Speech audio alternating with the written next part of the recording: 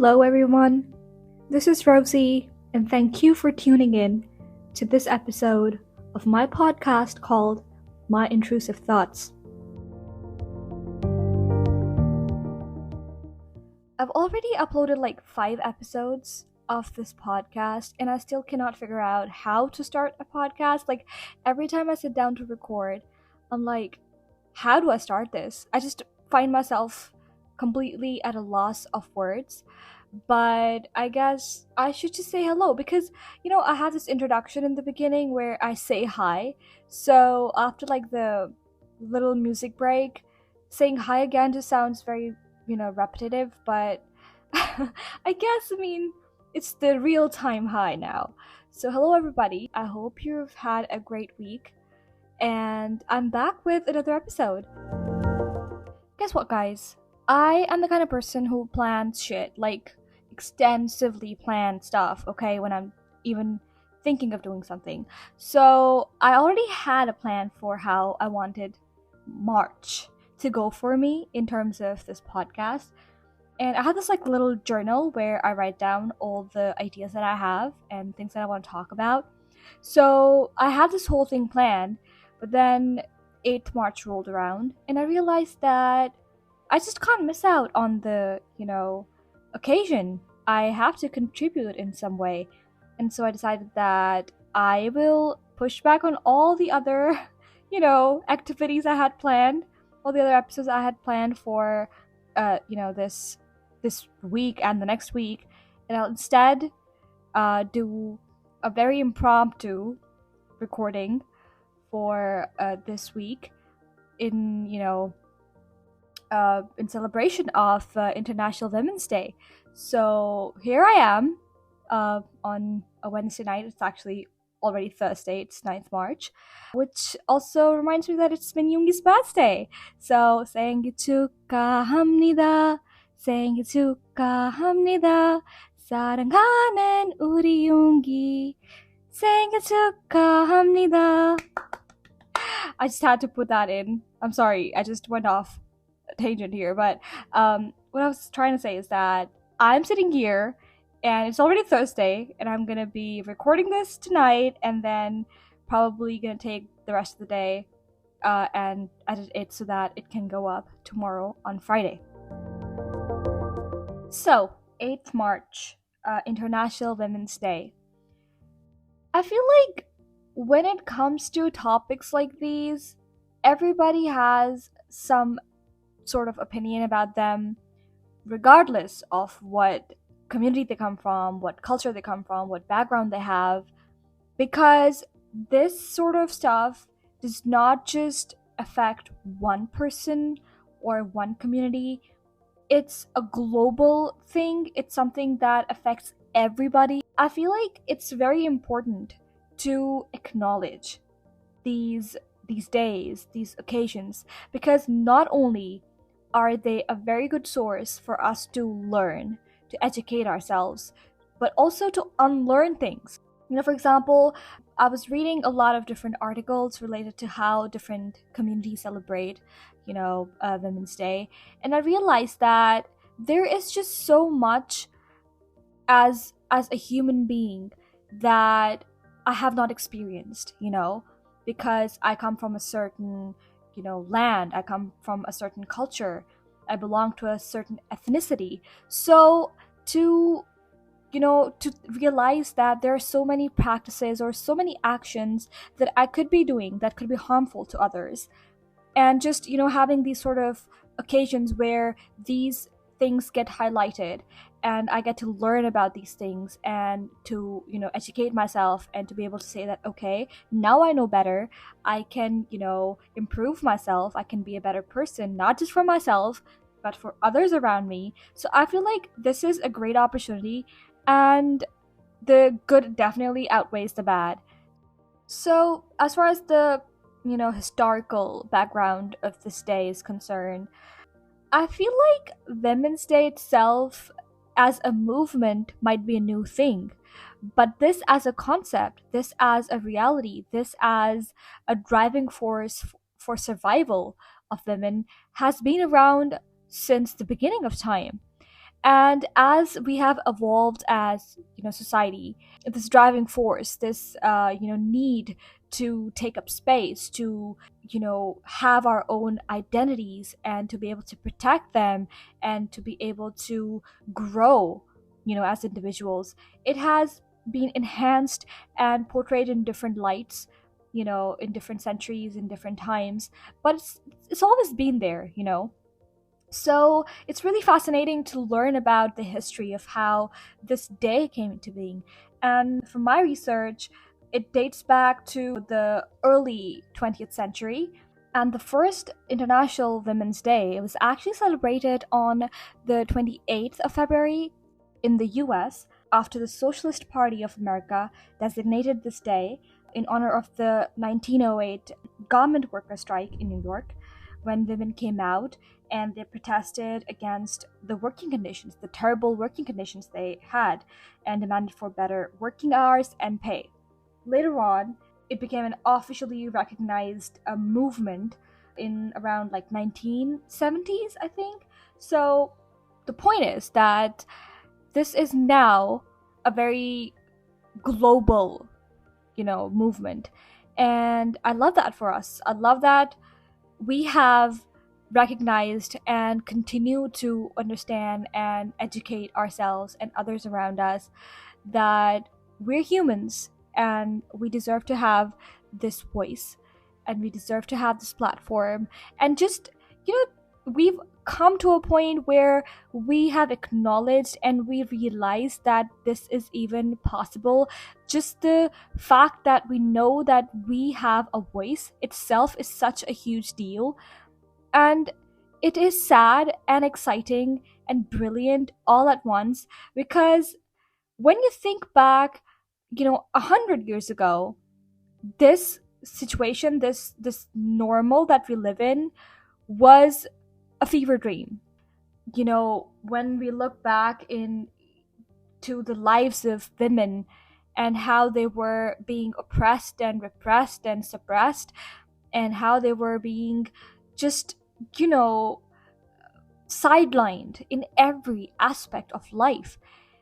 This new normal, it feels like a privilege and not something that should always have been there, not something that we deserve rightfully. It feels like we are living a privileged life. And but then at the same time, I feel like for us to be able to, make this a normal, to normalize this itself, is a step towards a future where our children would understand and know that being a woman is not something to be scared of, not something to be sad about, not something to be disappointed about.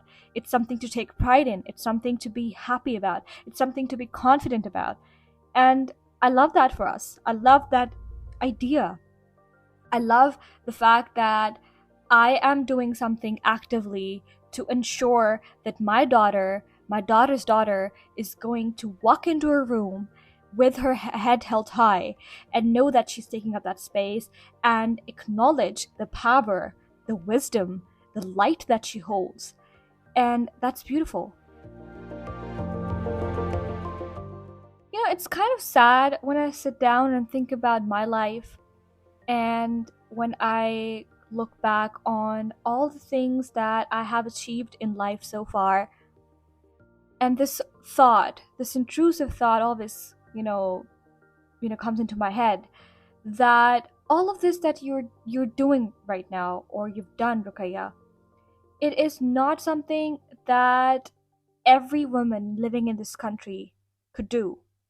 So there's always this little weight on my chest where I am reminded of the fact that my education, my standing in the society, me being able to pursue medicine, me being able to even have this podcast, me having the liberty to, have my own room, my own space, my own thoughts, all of this is a privilege bestowed on me by my parents, because they were educated and they understood that, kids, regardless of their gender, deserve their space, deserve the right to education. And so they gave it to me, they provided that for me. and I'm thankful to them for that. But then I also always feel like, I should check my privilege and always remind myself that there are girls out there who are being denied these very basic rights. And it's not about being a girl, it's about being human. Because, I was reading on about Afghanistan and what's going on over there and the whole Taliban regime and how they've literally stripped women of all rights, of all humanly rights possible. And it just makes me so mad and sad and heartbroken. And I can't describe this feeling because I feel like I cannot even scratch the surface of what these women must be going through. Because, like, I was reading this one article, and it said that after, the Taliban took over, they closed down all the schools and universities. And according to, like, an article, almost 80% of school aged girls in Afghanistan and young women are not going to school. They don't have the right to school. Over 80%. That's like around 2.5 million girls. That's 2.5 million people who could turn into doctors, teachers, politicians, lawyers, writers, actors, singers. God, the kind of opportunities that these lives could have, these people could have. And I said lives because it's beyond being a woman. It's being human. It's having that access, that opportunity as a person to thrive. And it's not just education, it's just being in an environment with other people, having the freedom to socialize, to vocalize, to breathe without having the fear that somebody's gonna crack down and, kill you for being who you are. And that idea is like, in today's time, to see that this is happening, it drives me crazy. And I don't know how. I mean, I wish I could help. And I think in my capacity right now, the best thing I can do is speak about this as much as I can, so I can, have this message delivered to more people.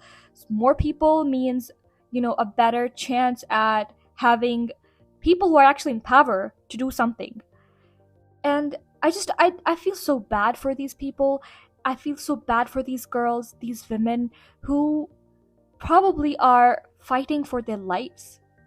I mean, imagine having to fight for the right to breathe, to go out, to be able to live in your own freaking country. How sad is that? But this doesn't even stop there, Even in other countries where, you are assured that you're gonna have that security, you're gonna have that safety, you're gonna have that freedom, you're gonna have that autonomy as a female, there still isn't much, to talk about in terms of actual implementations of these, promises. Because as far as I know, more than 140 countries guarantee gender equality in their constitutions. It's a constitutional right, okay, for females to have equal pays, to have equal spaces, to have equal opportunities, all of that.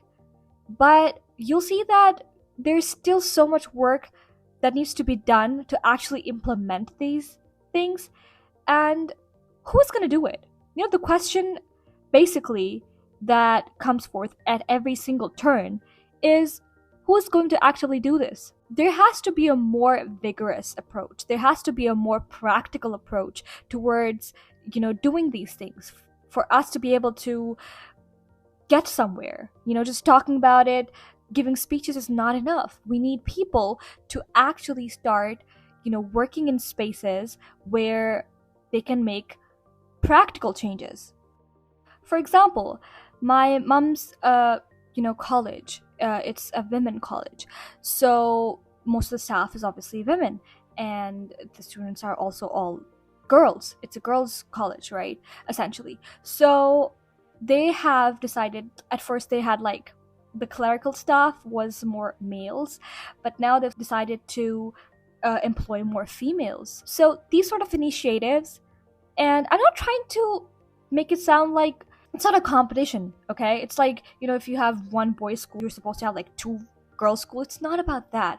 It's not about revenge. It's not about vengeance. I don't understand. Sometimes it feels like the kind of perception people have of, people who fight for women rights, it's as if we have some sort of agenda against, men. It's not misandry. I don't hate men. That's not what I'm trying to imply here by trying to employ more women. It's not some sort of like a competition or something. I'm not trying to, give you a proverbial slap on your face for being a man. What I'm trying to say is that this is, a minority, okay? And I would like for this minority to have more rights. I would like them to have more opportunities for us to be able to create equity. And this concept is so fundamental that a lot of times I've seen that people just glaze over, just ignore because it doesn't fit their narrative. And I hate that. Also, I feel like for us in today's time, the youth, I'm proud of us for being able to bring these conversations to a more common, more ordinary level where it's not just, roundtable conferences in the UN or, some debate going on once in a while every year on 8th March on the TV. These are things that we're discussing, when we're with friends, when we're in class, when we're at work. So this brings me to the idea that we also need to start preparing the next generations for this. We have been somehow able to break this generational cycle of all the misogyny. We've been able to rise above all that abuse. We've been able to rise above all that injustice and power play and violence that women have been subjected to over the years, over the centuries. And I feel like now is the time to make it about the future as well, not just the present and not just talk about what happened in the past. So, how do we do that? The question begs, how do we go about making a better future for ourselves, for our coming generations? And I think the biggest thing is educating your children. And, I've really been thinking about this because I had like this whole situation at home. So, this one day, my mom was at work. She usually has a routine where she comes back home, she eats lunch by herself because we all have different routines, right? So, she doesn't normally wait for everybody. And she was really tired, okay? So she did her thing and then she laid down to rest for a while. So whenever she gets back from home, she usually takes like a nap or something. And 20 minutes later, so she's napping, on the living room couch and everything. And my brother comes downstairs after having woken up. I'm sitting there right beside my mom who's sleeping and I'm trying to like not be louder and everything. He stomps down, very aggressively. He just does not understand the concept of being quiet when somebody's sleeping. So he stomps down and then he wakes her up and he's like, give me food. This 21-year-old dude woke my mom up from a nap, which she rightfully deserved after having spent the entire day at work. And what for? Serve me lunch. I lost it. Because to me, more than the fact that he demanded food, it was the fact that he woke her up from her nap. I mean, if there's one thing that I hate and I cannot stand is when people interrupt sleep. Me being insomniac, I understand the pain of not having enough sleep. And so I'm a little more sensitive about, sleep.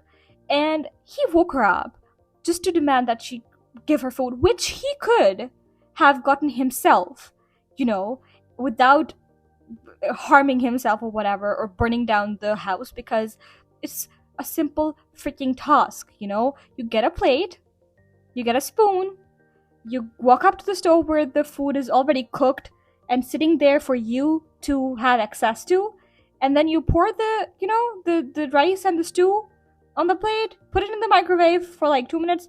You would know how to operate a freaking microwave because I see you playing on your PS5 every single fucking day. When the beep goes off, you take the food out, go to your room, eat it. But no, he needs Mommy Dearest to get up from her rightfully deserved nap to serve him food. And she did. She woke up.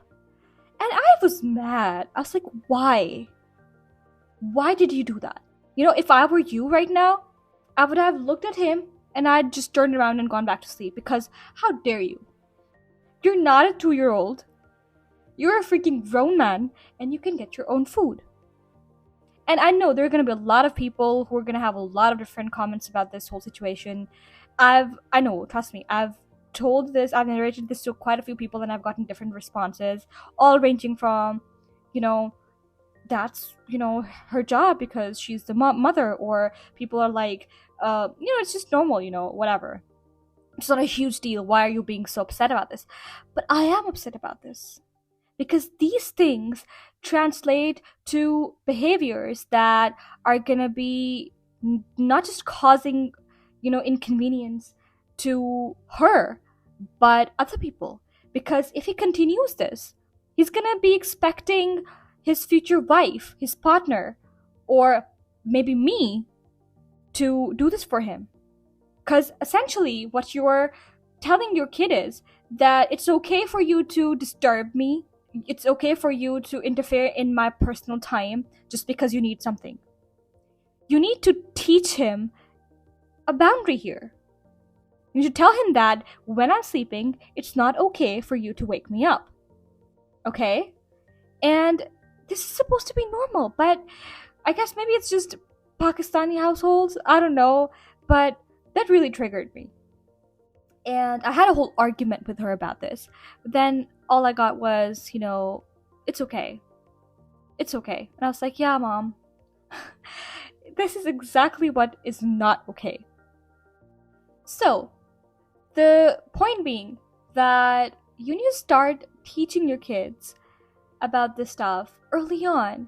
Because I feel like kids are better at understanding, better at rationalizing these things if you build these instincts, if you build these habits in them, obviously, because they're kids and they rely on your behavior patterns to decide for what is right and what is wrong. So essentially you are influencing them in thinking about whatever their moral compass is going to turn out to be, whatever their thinking process is going to be, as they grow up. So if you teach your kids that, you need to respect other people's boundaries, you need to respect when somebody consents to something or doesn't consent to something, you need to understand that, when you walk into a room, you need to be aware that you are not harming somebody physically, mentally, emotionally, however. So you need to, teach your kids all these things.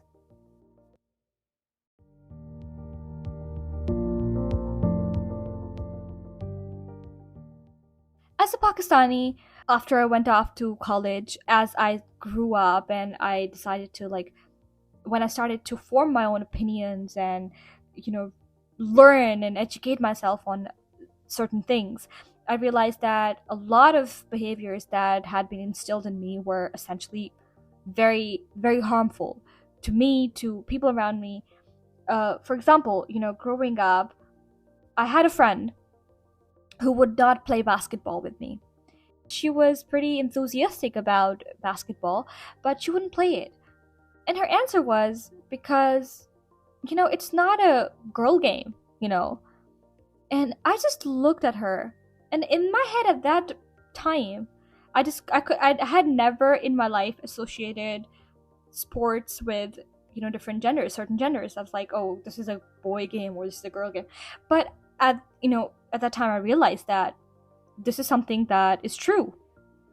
Women were like, oh, I'm gonna play a doll, I'm gonna play with my teddy bear, I'm gonna build a fortress, but if you're a guy, oh, you're gonna go play basketball, you're gonna go play cricket.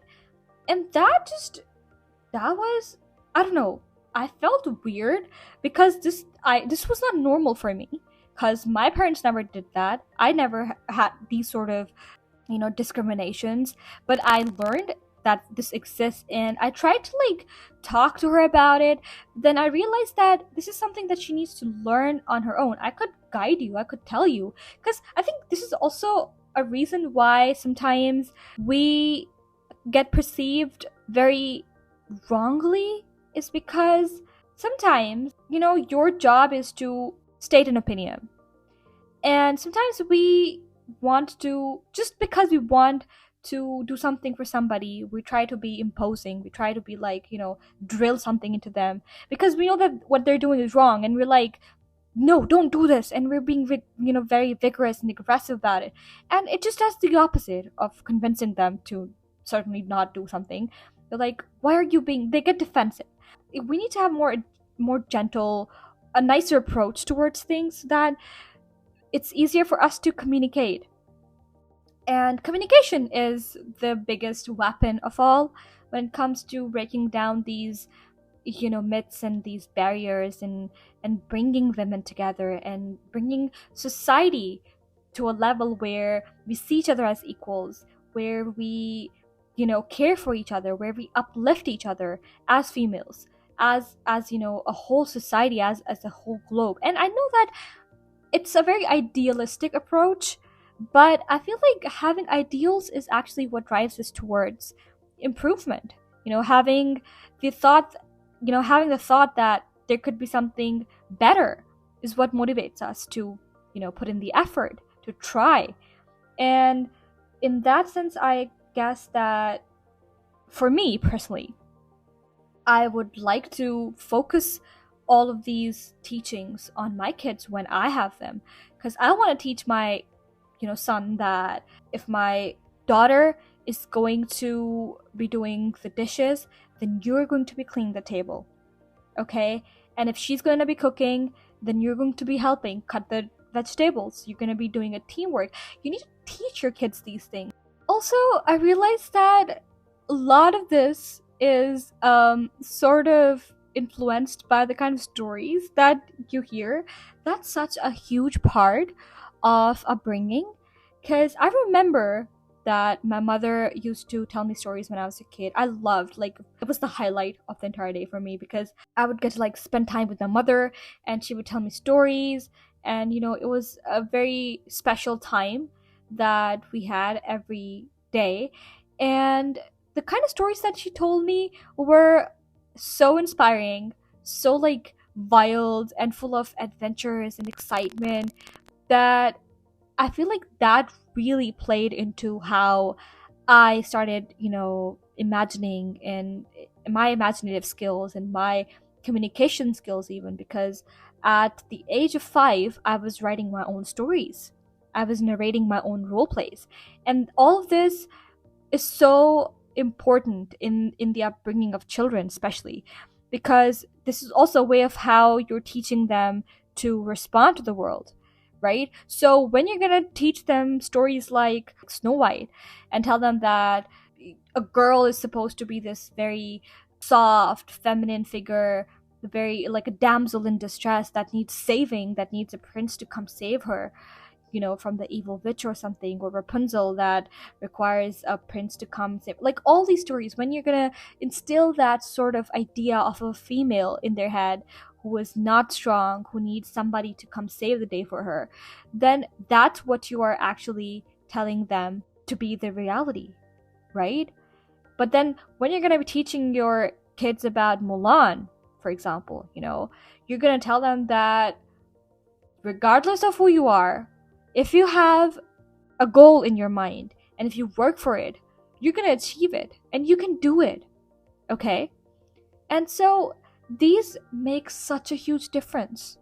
So start with that, I guess. If you have kids, please tell them good stories. Please tell them about empowered females. Please teach them that women can do it all if they want. Women are great, women are brave. You need to tell them women are strong so that they can take inspiration from these characters, because kids idolize.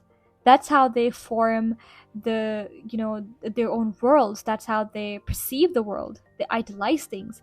And it's important for us to give them good idols, good things to idolize. I had to deal with kids so much. Like this past week, I've been babysitting my niece and nephew, and I've been having different activities with them. We do all sorts of activities. We play ball, we make fortresses out of cushions, and we do like stone paintings, and we do colorings, and then we have like little cooking sessions where I cook for them stuff. So all of these things are a bunch of different activities, random activities that make them understand their potential, to seek out their potentials, and they enjoy this. And I love it. I love it for them that they don't have to think if they want to play ball. They don't have to, my niece doesn't have to be like, oh, can I play because I'm a girl? Can I join my brother in playing this? She doesn't have to do that. She just gets up, puts on her shoes, and she's like, I'm gonna be part of the team too. And I love that. I love that for her. Alright, I guess before ending this episode, I would also like to talk about the amazing women in my life, and women that I draw inspiration from, and women that I aspire to even reach the kind of, level of, and the women that have sort of made me believe that I can do anything if I put my mind to it, if I want to. And I think the biggest inspiration in my life would be my mother. Not just because she's my mother. I think, obviously, I'm biased because she's my mother. But her as a woman living and surviving in this country, like she did, she worked her ass off. And she was earning her own money by the age of 18, which is great. I mean, wow, we're talking about the 1970s and 80s. And these were like progressive times, but not too much. And for her to be having that sort of autonomy was amazing. And also that she's seen the world, and the grace with which she carries herself, and the calm, the collected manner, and she is a person you don't want to mess with. When she walks into the room, she commands your attention. And I love that. I just, like, sometimes I go to her, like, workplace, like her college where she teaches, and I just sit there and I watch everybody else, like, the way they respect her, and the way she's made this home. My dad, being a doctor, was not really around much. He has vigorous hours of work and stuff. So plus he was working in other cities, so a lot of times she had to basically raise us by herself. And that was definitely hard. Raising 4 kids by yourself must have been very hard. And I'm so proud of her for doing that, nailing that. We all came out somewhat normal, so I guess that's a huge plus. That's an achievement. And she is now currently completing her PhD thesis. So kudos to her. She wanted to study, and she enrolled back into school. She did her MPhil, and now she's doing her PhD. And she is amazing, okay? I could go on and on about how amazing my mom is. But also my grandma, may her soul rest in peace. She was the most sweetest lady in the whole wide world.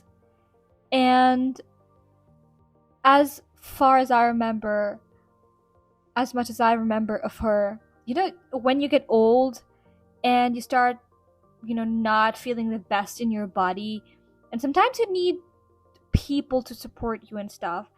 This woman never, ever, ever, until she got a little too, weak to move around, she never asked anybody for anything.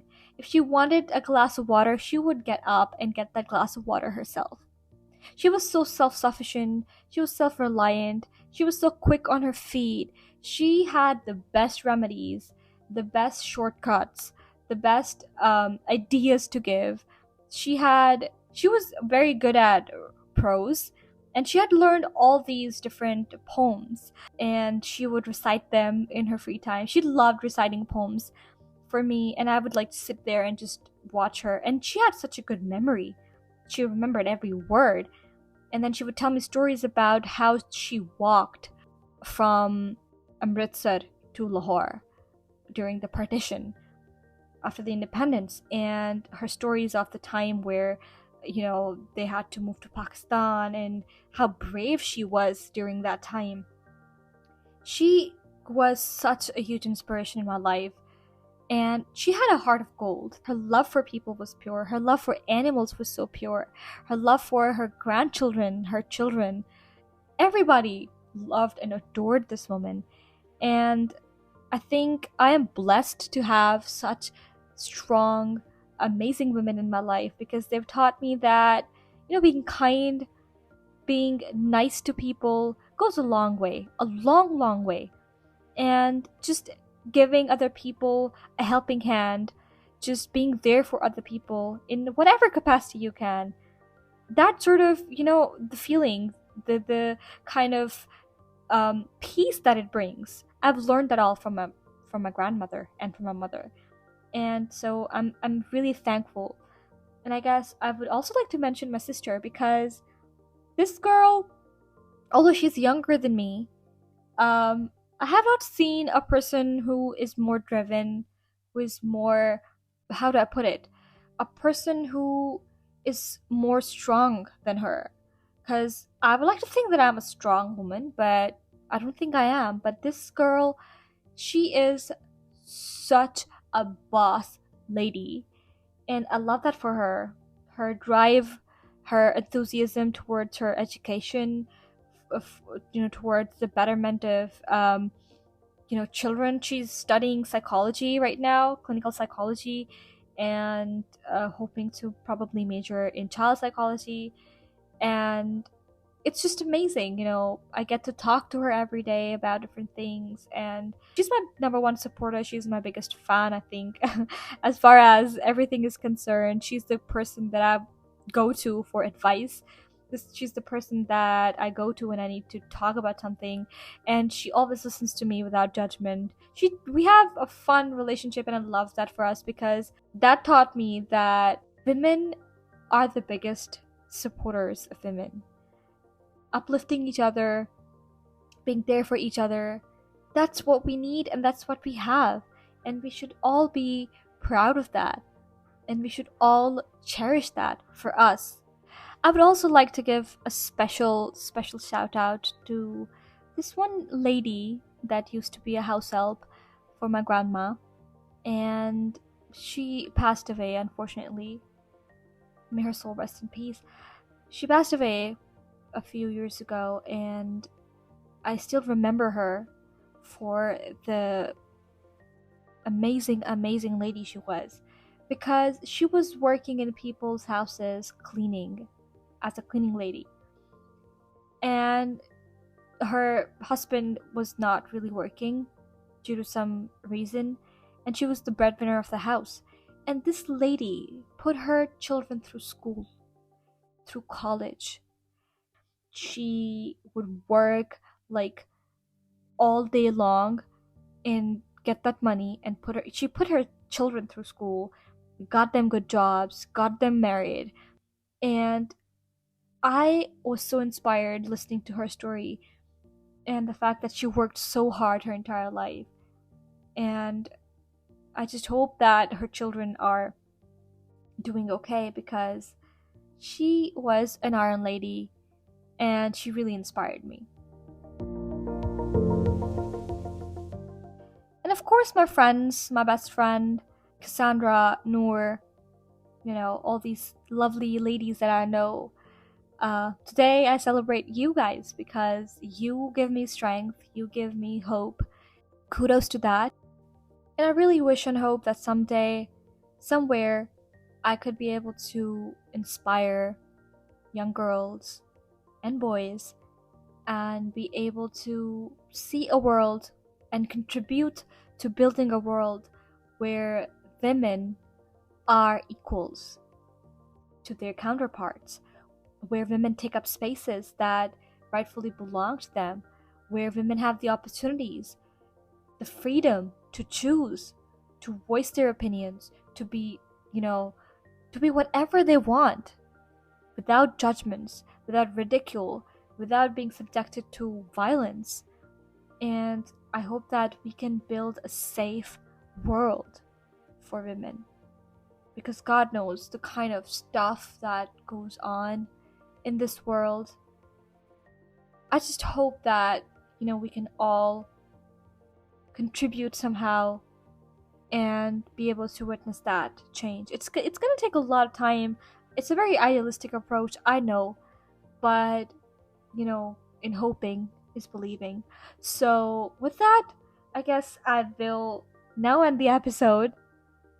I hope you had a good, listening experience. I've just been it's mostly non-scripted. It's unscripted, so I was saying whatever was coming to mind, and I hope that it all made sense.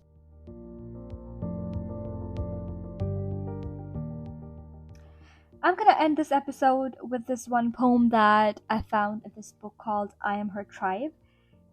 It was gifted to me by one of my good friends, and it's penned by Danielle Dobby.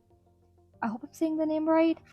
Anyway, so the poem is called The Clearing, and it goes, if what you say and what you do aren't adding up, look for the fear and look at it closely. What is real here in these words of yours? What choice can you make to move into the right now so you can do something you haven't done before? Feel something you haven't felt before. Be something you've never been before. And I think this is very fitting because what is holding us back?